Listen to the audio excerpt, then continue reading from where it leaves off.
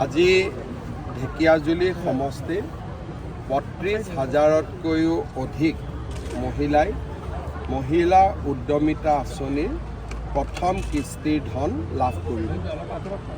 এই আঁচনিৰ জৰিয়তে অসমৰ প্ৰায় ৩৫ লাখ মহিলা উপকৃত হ'ব আৰু প্ৰতিটো মাহতে এনেধৰণে আমি ১০-১২টা ২০টা সমষ্টিত আমি বিতৰণ কৰি যাম, যাতে নিৰ্দিষ্ট সময়ত আমাৰ বিতৰণ কাৰ্যসূচী সামৰণি পৰিব পাৰে।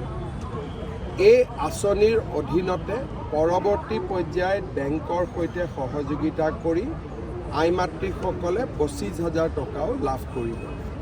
মই ভাবোঁ যে এই আঁচনিখনে আমাৰ মহিলাসকলৰ মাজত এক নতুন কৰ্মপ্ৰেৰণাৰ সৃষ্টি কৰিব আৰু আমি আকাংক্ষিত ফল লাভ কৰিবলৈ সক্ষম হ'ম। ৪০ লাখ মহিলাক লাভ কৰিব টাৰ্গেট কৰিছে। আমাৰ ৮.৫ লাখ মহিলা ইতিমধ্যে অসমত ১ লাখ টকাতকৈও অধিক টকাৰ ব্যৱসায় কৰে।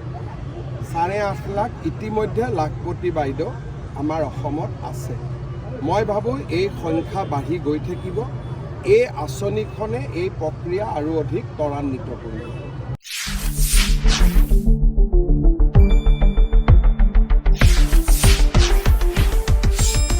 শুদ্ধ আৰু বিস্তৃত বাতৰিৰ বাবে চাই থাকক নিউজ ডেস্ক ৰিপৰ্ট।